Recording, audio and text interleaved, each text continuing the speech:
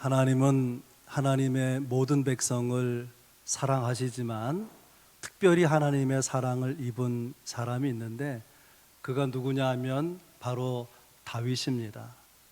하나님이 다윗을 얼마나 기뻐하시는지, 그에게 허물과 죄가 있었지만 그럼에도 불구하고 다윗의 일생 하나님께서 그를 사랑하시고 또 그를 넘어서 그의 자손 후대에까지 은혜를 베풀어 주셔서 자녀 손들이 계속 유다의 왕, 이스라엘의 왕으로 통치한 것을 성경에서 우리가 볼 수 있습니다.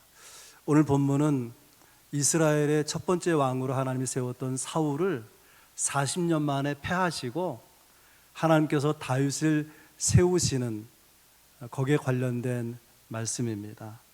그런데 오늘 본문에 하나님께서 이 다윗을 각별히 여기시는 그런 하나님의 마음을 엿볼 수 있는 표현이 나와요. 내가 이새의 아들 다윗을 만나니 내 마음에 맞는 사람이라 내 뜻을 다 이루리라. 한마디로 다윗은 어떤 사람이냐 하면은 하나님의 마음에 맞는 사람이에요. 그래서 다윗을 통해서 하나님께서 하나님의 뜻을, 하나님의 일을 다 이루어 나가시겠다, 그렇게 말씀하십니다. 하나님은 사람을 쓰실 때 무엇보다도 마음을 보십니다. 하나님 앞에 그 마음이 바로 서 있는지, 하나님 앞에 그 마음이 바로 된 마음을 가지고 있는지, 그것을 보시고 사람을 사용하신다는 거예요. 진나라 제상이고 진시황의 아버지였던 여불이라고 하는 사람이 있는데, 인재를 등용할 때는 이런 내용을 살펴보고 사람을 뽑는다. 그래서 이것을 육홈론이라 그렇게 말하는데, 첫째는 성공했을 때 겸손한가, 두 번째는 즐거움을 조절할 수 있는가. 왜냐하면은 내가 즐거워하는데 그 시간에 울고 있는 사람이 있을 수 있으니까 즐거움도 컨트롤할 수 있어야 된다는 말이에요. 세 번째는 괴로움을 얼마나 잘 참을 수 있는지, 네 번째는 두려움 앞에서 담대할 수 있는지, 다섯 번째는 슬픔을 얼마나 잘 극복할 수 있는지, 여섯 번째는 분노를 어떻게 잘 해결할 수 있는지. 우리가 그 내용들을 다 알아야 될 필요는 없지만 무엇을 말하려고 하는 것이냐면은 마음을 관리하는 것이 중요하다는 거예요. 자기 마음을 관리하지 못하는 사람은 인재로 등용할 수가 없다는 거 아니겠습니까? 하나님의 일을 하는 데는 세 가지 요소가 있다 그래요. 하나는 마음이고, 또 하나는 비전, 그리고 마지막으로는 실력. 실력도 중요하고 비전도 있어야 되는데 핵심은 뭐냐면은 마음이에요. 마음이 바로 서 있지 않은 사람에게 실력이 있다면, 비전이 있다면 그것은 오래가지 못하는 거죠. 그래서 하나님께 쓰임 받으려면 무엇보다도 자기 마음 관리할 줄을 알아야 된다는 것입니다. 하나님은 다윗을 향해서 그는 내 마음에 합한 사람이라 마음에 든다는 거예요. 하나님께서 그 마음을 인정하셨는데, 하나님이 인정하신 다윗의 마음은 어떤 마음이었을까? 다윗은 어떤 마음을 가진 사람인지를 나누면서 오늘도 함께 은혜 받기 원하는데요. 첫째는 다윗은 순종의 마음을 가진 사람이에요. 순종의 마음의 사람. 내 마음에 맞는지라, 내 마음에 맞는 사람이라. 여기 맞다라는 원어는 카타라고 하는 히브리어인데, 뜻은 무엇을 따라서 혹은 누구의 뒤를 따라서, 그런 뜻입니다. 다윗이 하나님의 마음에 맞는 사람이라는 것은 다윗이 하나님을 따라가는 사람이다. 하나님의 말씀을 따라 하나님의 뒤를 따라서 살아가는 사람이라는 거예요. 우리가 자주 쓰는 표현으로 바꾸면 다윗은 하나님의 말씀대로, 하나님의 뜻대로 순종하는 사람, 순종의 마음을 가진 사람이라는 것입니다. 많은 사람들이 있는데 하나님 보실 때에 다윗만큼 하나님의 뜻에, 하나님 말씀에 순종하는 사람이 없었던 것 같아요. 그래서 순종에는 최고다, 하나님의 말씀대로 순종해 가는 사람으로는 제일이다, 다윗이. 그래서 기뻐하셨던 것 같습니다. 우린 여기서 질문해야 돼요. 다윗의 많은 모습이 있는데 왜 하나님은 유독 다윗의 순종하는 모습에 포커싱 하는가? 왜 다윗의 순종을 주목해서 보고 계신 것인가? 그것은 그 앞선 왕이었던 사울의 태도와 깊이 관련되어 있습니다. 하나님께서 이스라엘 첫 번째로 세우신 왕이 사울인데, 오늘 본문에 나온 것처럼 하나님은 사울을 패하시고 그리고 다윗을 세우십니다. 왜 사울을 패하시느냐? 사울의 불순종 때문이에요. 사실은 사울은 겸손한 사람이고 좋은 사람이었어요. 선한 사람이었습니다. 그의 시작은 아름다웠어요. 사무엘상 9장에 보면 사울의 이야기가 나오는데요, 사울의 아버지가 암나귀 몇 마리를 잃어버려서 아들에게 그 나귀들을 찾아오라고 말하게 됩니다. 그래서 사환을 데리고 잃어버린 나귀들을 찾아 나서게 되는데, 성경에 보면 에브라임 산지, 살리사 땅, 베냐민 땅으로 두루 다녔다, 그렇게 돼 있는데, 지도를 통해서 보면은 이 거리가 40km가 넘어요. 차로도 40km는 꽤 가야 되지 않습니까? 그러니까 몇 날 며칠을 아버지가 명한 대로 말한 대로 순종하기 위해서 얼마나 최선을 다했는가를 엿볼 수가 있습니다. 근데 못 찾았어요. 사원이 그래서 말합니다. 우리가 지금 있는 이 근처에 사무엘이라고 하는 하나님의 사람이 있는데 우리 실력으로는 잃어버린 나귀를 못 찾으니까 가서 좀 물어보면 좋겠다, 나귀를 잘 찾을 수 있도록.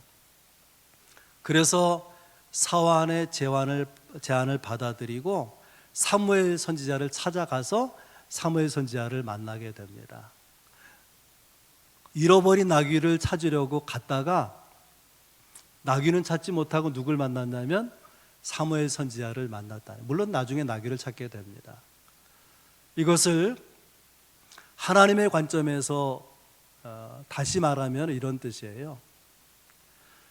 하나님께서 나귀를 찾는 사울에게 선지자를 만나도록 인도하셨다는 거예요. 여기 굉장히 중요한 교훈이 있습니다. 그게 뭐냐면은 순종하는 사람에게는 하나님의 인도하심을 만나게 하신다는 거예요. 한번 따라서 보겠습니다. 순종은 하나님의 인도하심을 경험하게 한다. 이렇게 사울은 순종의 사람이었어요. 그 순종을 기뻐하셔서 하나님께서 이 사울에게 기름을 부어서 왕이 되게 합니다. 그는 왕으로 나라를 다스리면서 나가서 전쟁에 싸울 때마다 하나님이 이기게 하셨어요. 은혜로 하나님의 도우심으로 이기게 하셨는데, 전쟁마다 이기게 되니까 사울이 이런 생각이 드는 거예요. 내가 괜찮은 왕이네? 내가 전쟁을 승리로 이끌 수 있는 능력이 나한테 있네? 그러다 보니까 자기도 모르게 마음이 높아지고 교만해졌고요. 교만해지다 보니까는 전에는 정말 겸손하게 순종하던 사람이었는데 그 순종이 안 되는 거예요. 순종이 불순종으로 바뀌어져 버렸습니다.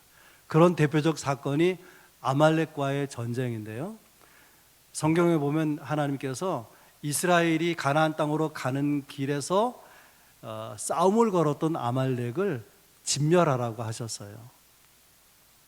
그래서 사울 왕에게도 이 아말렉을 진멸하라, 짐승이 든 사람이 남기지 않고 다 죽이라, 그렇게 말씀하셨는데, 아말렉과의 전쟁에서 이기고 전리품을 챙기는 가운데 보니까 너무나 살진 소와 양들이 있는 거예요. 이걸 그냥 죽이니 너무나 아까운 거예요. 얼마나 좋은데, 얼마나 기름진 소와 양인데 아까운데 어떻게 저걸 죽이나. 그 마음 때문에, 그 욕심 때문에 하나님의 말씀에 순종하지 못하고 불순종했다라는 것입니다. 그러자 하나님께서는 사무엘 선지자를 보내서 책망하잖아요. 순종이 제사보다 낫고 듣는 것이 수양의 기름보다 나으니라. 여러분, 예배가 얼마나 소중합니까? 그러나 예배보다 순종이 중요하다는 거예요. 하나님의 말씀을 받아들이는 것이 수양의 많은 기름보다 뛰어나다. 그러면서 책망하셨습니다. 여러분, 사울은 잘난 사람이에요. 그래서 성경에 보면 그가 다른 사람의 머리 위나 크다. 다른 사람의 머리가 자기 어깨에 닿는 거예요. 키가 훤칠하게 큰 사람입니다. 키가 크면 뭐 합니까? 순종하지 않는데, 한눈에 반할 정도로 사람들이 흠모할 만한 준수한 외모를 가지고 있어요. 그러나 준수한 외모를 가지면 뭐 합니까? 불순종하는데, 아무리 아름다운 외모와 또 훤칠한 키를 가지고 있지만은 순종하지 못하는 사울을 하나님은 버리신 거예요. 그러면서 보니까 다윗이 눈에 들어오는데, 그 다윗을 보면서 하나님 마음에 가진 생각이 뭐냐면, 그는 내 마음에 맞는 사람이라. 왜냐하면 다윗에게는 말씀에 순종하는 마음이 있었기 때문입니다. 평생 그런 마음을 가지고 살았어요. 사도행전 13장 36절 말씀입니다. 오늘 본문 뒷부분이죠. 다윗은 당시에 하나님의 뜻을 따라, 이게 순종이라 그랬어요. 뜻을 따라가는 것. 당시에 다윗은 하나님의 뜻을 따라 섬기다가 잠들어 그 조상들과 함께 묻혔더라. 이게 무슨 말이냐면, 하나님의 말씀대로 하나님께 순종을 하는데 언제까지 순종했느냐? 그의 삶이 다할 때까지, 그의 육신이 죽어서 땅에 묻힐 때까지 일생을 두고 변함없이 한결같이 순종했더라는 거예요. 물론 여러분이 아시는 대로 다윗은 큰 오점이 있죠. 충신 우리아의 아내가 탐나서 데려와 그래가지고 자기 여인을 삼았어요. 그것 때문에 하나님 크게 진노하시고 크게 징계하셨습니다. 그런데도 불구하고 성경은 다윗에 대해서 이렇게 기록합니다. 열왕기상 15장 5절이에요. 이는 다윗이 햇사람 우리아의 일 외에는 평생에 여호와 보시기에 정직하게 행하고 자기에게 명령하신 모든 일을 어기지 아니하였습니다. 밧세바와의 사건, 우리아의 아내를 범한 사건을 빼고는 평생 정직했고, 그 다음 말씀이 중요한데, 하나님이 명하신 모든 일을 어기지 아니하였다. 하나님의 말씀을, 명령을 어기지 아니하. 무슨 말이죠? 순종했다는 거죠. 평생토록 순종했다는 거예요. 그래서 내 마음에 맞는 사람이라 평가하시는 것입니다. 다윗은 어떤 사람인가? 다윗은 어떤 마음의 소유자이냐? 그에게는 순종의 마음이 있어요. 평생 이 마음을 가지고 살아서 하나님이 사랑하시고 기뻐하시는 사람이었다는 것입니다. 두 번째로, 하나님에 맞는 사람 다윗은 어떤 마음의 소유자냐? 마음의 중심이 아름다운 사람이에요. 중심, 그 마음이 아름다운 사람. 대선을 앞두고 있어서 그 대선 후보들이 인재를 영입하잖아요. 근데 보면은 그 사람의 과거의 잘못 때문에 누구는 과거가 어떻고 또 어떤 과거가 있고, 그래서 잘못을 다 캐내가지고 결국 안 된다고 하는 거죠. 물론 필요한 이유가 있다고 생각합니다. 그러나 여러분 생각해 보세요. 사람이 태어나서 성인으로 오늘을 살기까지 한 번도 아프지 않고 다치지 않고 실패하지 않고 실수하지 않고 산 사람, 크게 쓸 인물인가요? 크게 쓸 인물로 성장한 사람일까요? 아픔과 슬픔, 그것이 다 자양분이 되어가지고 오늘의 그 사람이 존재하는 거죠. 과거의 어둠과 죄와 실수, 이런 것들이 그 사람에게 반성하면서 지혜가 되고, 반성하면서 그의 인격이 되고, 또 실력이 붙게 하는 벌음이 되지 않았겠습니까? 물론 과거의 잘못이 옳은 건 아니지만 오래전의 잘못을 두고 사람의 삶 전부를 부정해 버리는 것은 적어도 우리 그리스도인들은 옳지 않은 태도라 그렇게 생각합니다. 성경으로 돌아와서 여러분 생각해 보세요. 하나님이 선택해서 위대하게 쓰신 인물들 중에 과거에 실수와 허물이 없었던 사람이 있었는가? 아브라함을 생각해 보세요. 아브라함은 어려운 때에 애굽으로 내려갔다가 아내의 아름다움 때문에 자기 목숨이 위태로우니까 아내에게 뭐라고 말하냐면, 당신이 너무 아름다워서 내 목숨이 위험하니까 미안하지만 여동생이라고 해달라고. 얼마나 치졸합니까? 그것도 한 번이 아니라 두 번이나 그렇게 하는 거예요. 모세는 어떻습니까? 모세는 애굽에 있을 때에 그 왕족 아닙니까? 왕자가 입양돼서 왕자가 된 사람인데 그의 혈기를, 다혈질을 참지 못해가지고 들여서 애굽 사람을 쳐 죽이고, 그것이 소문이 나면서 견딜 수 없으니까 애굽에서 도망쳐 나오잖아요. 그가 이스라엘 나중에 애굽에서 구원한 구원자가 되지 않습니까? 오늘 본문에 나와 있는 주인공인 다윗도 실수와 허물이 있어요. 그러나 뭐가 다르냐? 중심이 아름다운 사람이라는 거예요. 그래서 하나님께서 사울을 패하시고 어떤 사람을 이어서 왕이 되게 하면 좋을까 생각하고 사무엘을 이새의 집으로 보내는 장면이 사무엘상 16장에 있는데요, 1절 말씀입니다. 너는 뿔에 기름을 채워 가지고 가라. 내가 너를 베들레헴 사람 이새에게로 보내리니 이는 내가 그의 아들 중에서 한 왕을 보았음이라. 그래서 사무엘 선지자가 이새의 집으로 하나님 말씀대로 순종해서 찾아갔어요. 그리고 아들을 다 불러오라고.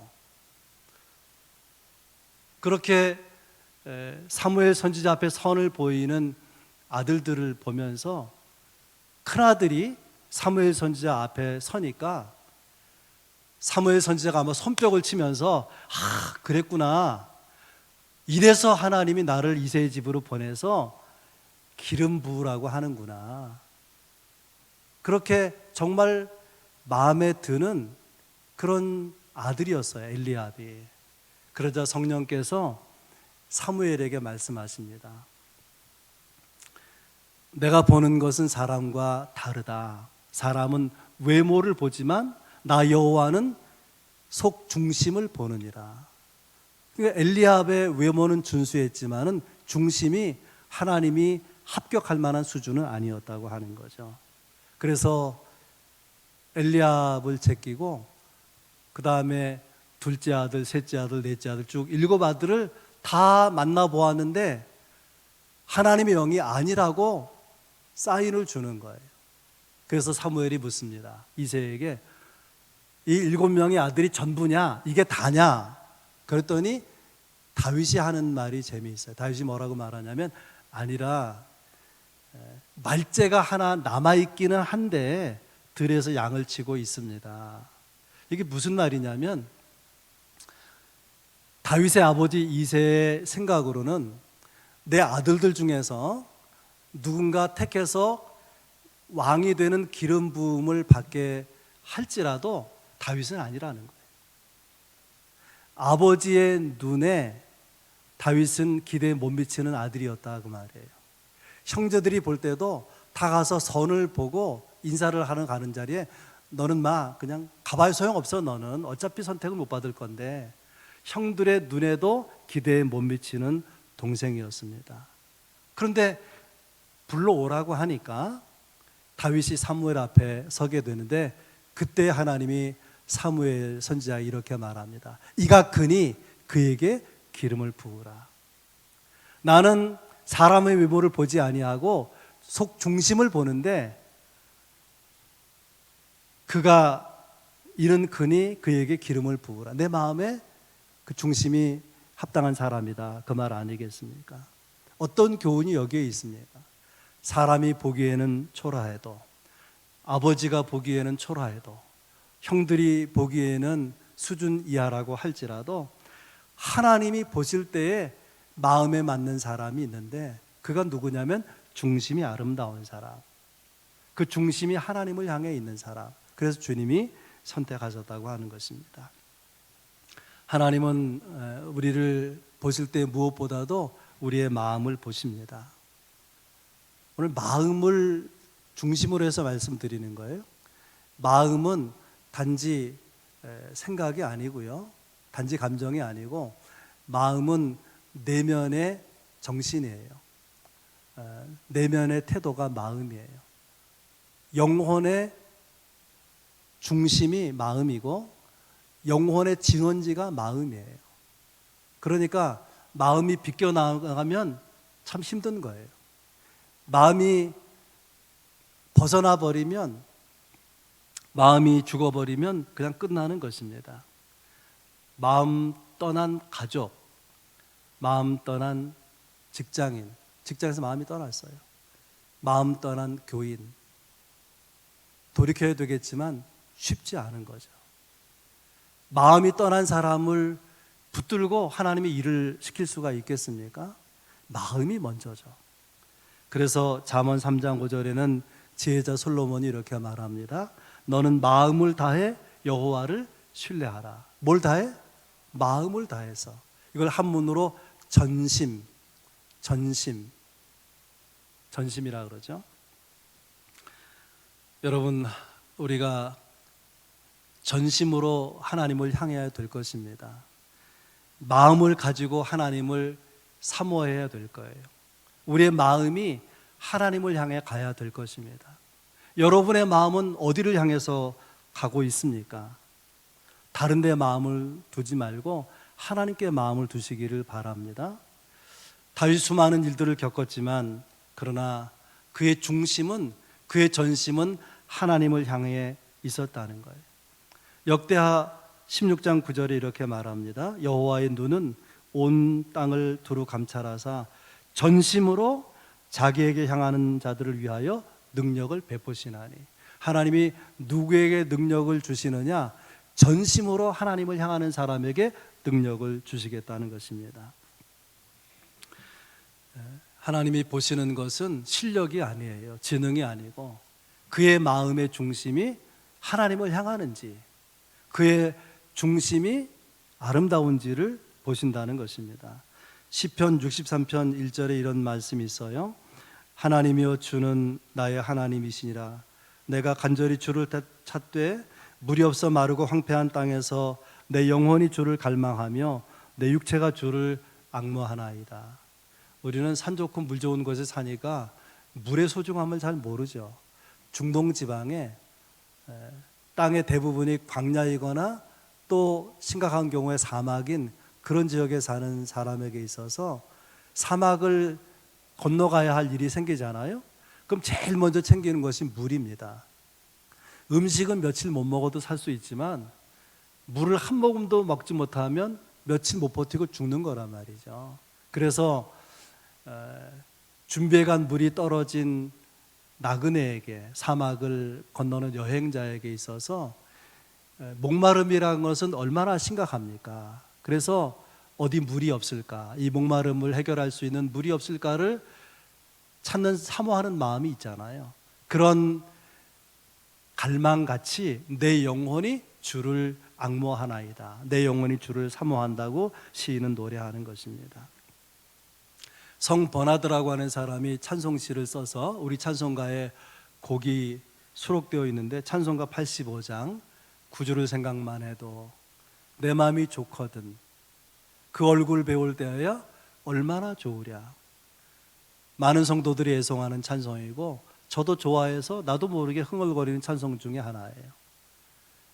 9절을 생각만 해도 좋거든 그 얼굴 배울 때야 얼마나 좋으랴. 마음이 어디에 가 있는 거예요? 주님에게 가 있는 거예요. 주님을 생각하는 거예요. 주님을 사모하고 주님을 갈망하는 것입니다. 시편 62편 5절에 보면 나의 영혼아 잠잠히 하나님만 바라라. 무릇 나의 소망이 그로부터 나오는도다. 다윗의 마음은 하나님을 향하고 하나님을 갈망하고 하나님만 소망했습니다. 여러분의 마음은 어디로 향해 있습니까? 여러분의 갈망은 주님에게 있습니까? 아니면 세상을 향해 있습니까? 다윗을 기뻐하시는 이유, 내 마음에 맞는다고 하는 것은 그 중심이 하나님을 향해 있기 때문에, 중심이 아름답기 때문에 소중히 여기시는 것입니다. 세 번째로, 다윗의 마음은 어떤 마음인가? 그는 어떤 마음의 소유자인가? 마음이 하나님께 사로잡힌 사람입니다. 빌립보서 2장 5절 말씀입니다. 너희 안에 이 마음을 품으라. 곧 그리스도 예수의 마음이니.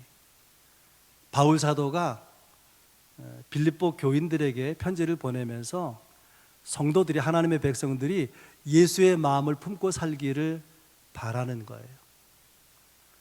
여러분, 우리가 신앙을 훈련하는 것, 그 중에 중요한 것은 마음을 훈련하는 것인데, 마음을 훈련하는 목표가 뭐냐?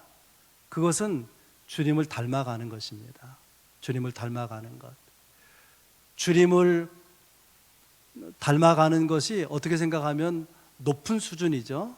그렇지만 하나님은 우리가 주님을 닮아가기를 원하신다는 거예요. 그리고 주님을 닮아가다 보면 내 마음이 주께 사로잡히게 되는 것입니다. 우리가 마음을 훈련하면서 그리스도를 닮아 나가고, 그리스도를 닮아 나가다 보면 나도 모르게 주의 영이, 주의 마음이 나를 사로잡는다, 그런 뜻이에요. 그럼 어떻게 하면 내가 내 마음이 하나님께 사로잡힐 수 있을까? 내 마음이 주께 사로잡혀서 주님을 닮아가면서 주께 붙들림을 받을 수 있을까? 그 방법은 성령의 지배를 받는 것입니다. 로마서 7장에 보면 바울의 고민이 나와요. 내 안에 욕망이 있어요. 욕망, 육체적 욕망이 있는데, 또 하나는 경건하게 살고자 하는 성령의 욕망이 있는데, 이 두 가지가 서로 투쟁한다는 거예요. 스트러글. 그런데 유감스럽게도 육체의 욕망이, 육체의 소욕이 성령의 소욕을 이겨먹는 거예요. 하나님의 뜻대로 살고 싶은데, 경건하게 살고 싶은데 그렇게 되질 않는 거예요. 그래서 탄식하지 않습니까? 오라 나는 공고한 사람이라. 이 사망의 몸에서 누가 나를 건져낼 것인가? 그 이후에 성령의 다스림에 대한 이야기가 나와요. 성령의 다스림. 나로서는 불가능하지만 성령이 다스리면 가능하다는 거죠. 언제 어떻게 성령은 나를 다스리고 내 마음을 지배하시느냐, 사로잡으시냐? 기도할 때 그런 거예요. 그래서 기도가 중요한 것입니다. 기도를 모르거나 깊은 기도의 시간을, 삶을 가지지 못한 사람은 생각뿐이지 주님을 닮기 어렵고요, 주님께 사로잡힌 가운데 살기가 어려운 것입니다. 어떤 사람은 찬양하는 가운데 그 마음이 하나님의 영에게 사로잡히기도 한다 그래요. 기도를 통해서든지 찬양을 통해서든지 우리가 주님을 바라보고 주의 영이 우리의 마음을 사로잡게 되면은 뭐가 달라지느냐? 영적 통찰력이 우리 가운데 생기는 거예요. 그래서 무엇이 옳은지 그른지, 어떤 것이 하나님의 뜻인지 아닌지, 하나님이 기뻐하시는 일인지 덜 기뻐하시는 일인지를 깨닫게 되는 거죠.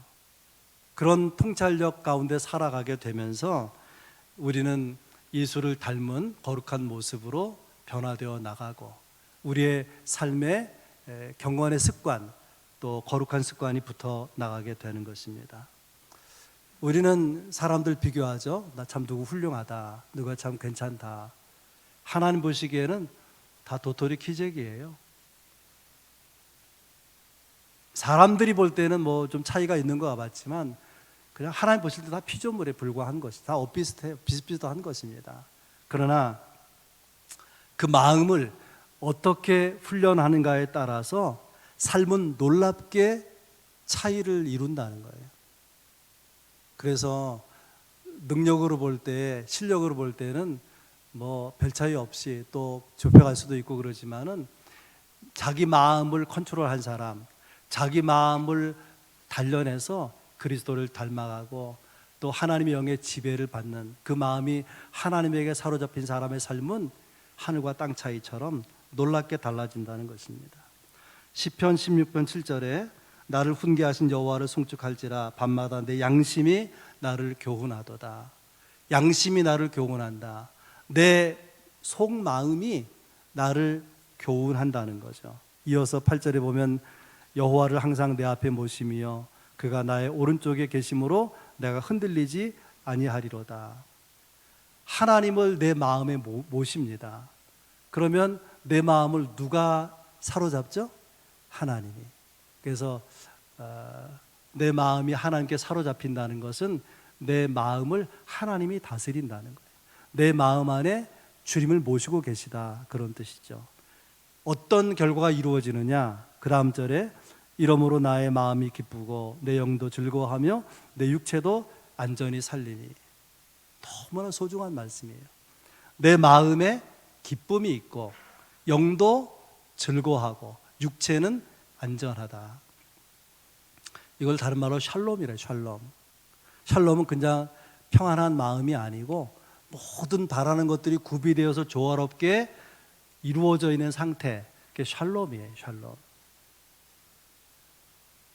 마음도 기쁘고 영혼도 유쾌하고 육체도 강건한 그런 복이 여러분 가운데 있기를 바랍니다. 누구에게 이런 복을 주신다고요? 그 마음이 하나님께 사로잡힌 사람, 그 마음에 하나님 모시고 하나님이 그 마음을 다스려주는 사람에게 이런 은혜가 있다는 거예요. 사무엘하 23장은 다윗의 유언과 같은 말씀이 기록되어 있어요. 이는 다윗의 마지막 말이라. 3절 4절 이스라엘의 하나님의 말씀하시며 이스라엘의 반석이 내게 이르시기를 사람을 공의로 다스리는 자. 그 다음이 중요한데요, 하나님을 경외함으로 다스리는 자요, 그는 돋는 해의 아침빛 같고 구름 없는 아침 같고 비 내린 후에 광선으로 땅에서 우미 돋는 새풀 같으니라 하시도다. 하나님을 경외함으로 사는 사람, 하나님을 경외함으로 자신과 환경과 사람들을 다스리는 사람을 비유하기를 그는 아침 빛 같다, 돋는 해의 아침 빛 같다, 또 땅에서 우미 돋는 새풀 같다, 그렇게 표현한 것입니다. 아무리 삶이 힘들어도 그 마음이 하나님께 사로잡힌 사람, 하나님을 경외하는 사람은 어떠냐면 해가 돋을 때에 그 밝은 빛과 같이 삶이 밝다는 거예요. 우미 돋는 것처럼 삶에 힘이 생긴다고 하는 것입니다. 이런 다윗의 영성의 영향을 받았던 아들 솔로몬이 잠언 4장 18절에서 이렇게 말합니다. 의인의 길은 돋는 햇살 같아서 크게 빛나 한낮의 광명에 이르거니와. 아침에 이제 해가 동터 오르잖아요. 그러면 햇살이 비춰지기 시작하고 어둠이 물러가죠. 점점 해가 중천으로 떠오르면서 해가 비칠 수 있는 가장 밝은 빛을 비추는 시간, 그것을 말하는 거예요. 그런 밝음이, 그런 에너지가 하나님을 경외하는 자에게, 하나님의 영에 그 마음이 사로잡힌 자에게 있다는 것입니다. 이것을 솔로몬이 깨달은 것이죠. 말씀을 정리하겠습니다. 다윗은 의인이 아닙니다. 그에게 허물과 죄가 있지만은 성경에 다윗의 이름이 800번 넘게 나온다 그러지 않습니까? 그는 하나님의 특별한 사랑을 경험한 사람이에요. 왜 하나님이 그를 특별히 아끼고 사랑하셨는가? 3가지 말씀드리지 않았습니까? 그의 마음은 순종, 평생 순종의 마음으로 살았어요. 순종의 마음을 가진 사람이고, 그 마음의 가장 그 중심부에, 그 마음의 중심이 하나님을 향해서 아름다운 거예요. 그 마음이 세상 무엇에 사로잡힌 것이 아니라 하나님께 사로잡혀 있는 사람. 그러니 하나님이 사랑하지 않을 수가 없는 거 아니겠습니까? 그래서 그를 왕으로 세우셨을 뿐 아니라 자손 후손에 이르기까지 계속 이스라엘의 왕이 되게 하시는 은혜를 베푸시고, 더 놀라운 것은 다윗의 후손 가운데 예수 그리스도가 태어나게 하죠. 우리가 지금 강림절, 대강절 기간 보내잖아요. 성탄을 바라보고 나아가고 있는데 그 예수님이 다윗의 후손으로 오셨다는 것입니다. 이스라엘 사람들은 성이 없다 그래. 이름뿐이라 그래요. 제 이름은 의열이고 성은 뭘까요? 제주 양씨예요. 이스라엘 사람들은 성이 없어요. 굳이 예수님에게 성을 붙이자면 다윗이에요. 그래서 예수님의 족보를 그렇게 말하죠. 마태복음 1장에서 아브라함과 누구의 자손? 다윗의 자손 예수 그리스도의 계보라 그렇게 말합니다. 예수님은 다윗의 자손으로 불리워지는 거예요. 다윗은 예수님의 조상으로, 하나님의 아들 메시아의 조상으로 그 이름이 일컬어지는 거예요. 하나님께 대하여 순종의 마음을 가졌기에, 중심이 아름답기 때문에, 그 마음이 하나님께 사로잡혀 있기 때문에 하나님은 그를 높여서 메시아의 조상으로 일컬어지는 영광을 주셨다고 하는 것입니다. 그런 사람 얼마나 복을 많이 받은 사람이에요. 그런 사람이 지도자로 있는 공동체는 얼마나 복된 공동체입니까?